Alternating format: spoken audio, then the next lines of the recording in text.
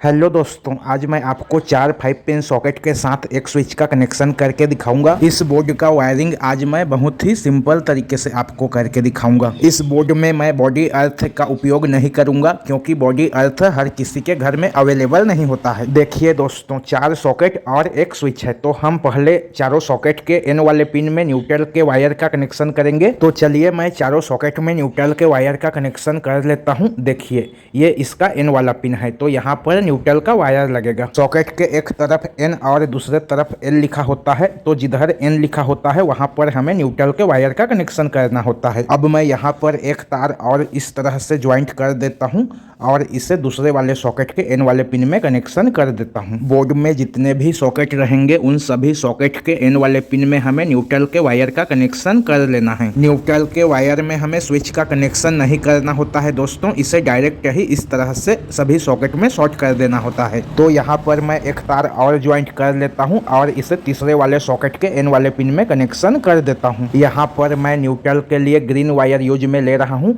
आप कोई सा भी कलर का वायर यूज में ले सकते हैं। देखिए, अब हमें इस वाले वायर को चौथे वाले सॉकेट के एन वाले पिन में कनेक्शन कर देना है।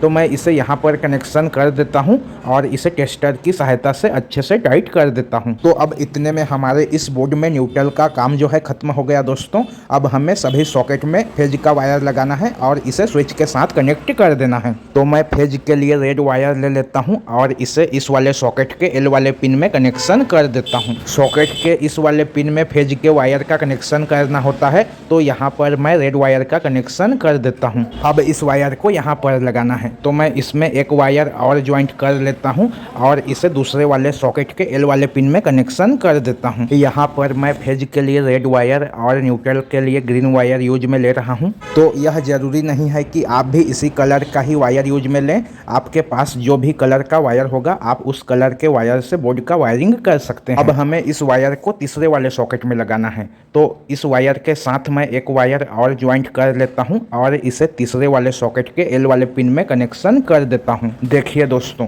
सभी सॉकेट के एल वाले पिन में हमें रेड वायर को शॉर्ट करना है इस तरह से। अब चलिए मैं एक वायर और इसमें ज्वाइंट कर देता हूं और इसे चौथे वाले सॉकेट के एल वाले पिन में कनेक्शन कर देता हूं। यदि आप इस चैनल पर पहली बार आए हैं तो प्लीज़ दोस्तों इस चैनल को सब्सक्राइब कीजिए, और अगर आपको मेरा आज का यह वीडियो पसंद आता है, मेरा समझाने का तरीका पसंद आता है, तो इस वीडियो को लाइक कीजिए और ज़्यादा से ज़्यादा दोस्तों में शेयर कीजिए। देखिए दोस्तों, अब हमें इस वायर को इस वाले स्विच के ऊपर वाले पिन में कनेक्शन कर देना है। इस बोर्ड में एक ही स्विच से चारों सॉकेट ऑन ऑफ होगा दोस्तों, तो इस तरह से स्विच के साथ चारों सॉकेट के वायर का कनेक्शन कर देना है। अब इतने में इस बोर्ड में फेज का वायरिंग भी कंप्लीट हो जाता है। अब हमें इसमें मेन सप्लाई के वायर का कनेक्शन करना है। तो यहाँ पर मैंने एक होल किया है, तो यहाँ से मैं वायर को अंदर की तरफ ले आता हूँ और इस वायर का कनेक्शन करके आपको दिखाता हूँ। तो इसमें का जो रेड वायर है वह फेज सप्लाई का है दोस्तों, तो फेज सप्लाई के वायर को हमें स्विच के नीचे में कनेक्शन कर देना है। अब यहाँ पर हमें न्यूट्रल के वायर का कनेक्शन करना है। मेन सप्लाई का जो न्यूट्रल वायर है उस वायर को सॉकेट के एन वाले पिन में कनेक्शन कर देना है। आप किसी भी सॉकेट के एन वाले पिन में इस वायर का कनेक्शन कर सकते हैं, यह काम कर जाएगा। तो अब इतने में हमारा यह एक्सटेंशन बोर्ड बनकर तैयार हो जाता है दोस्तों।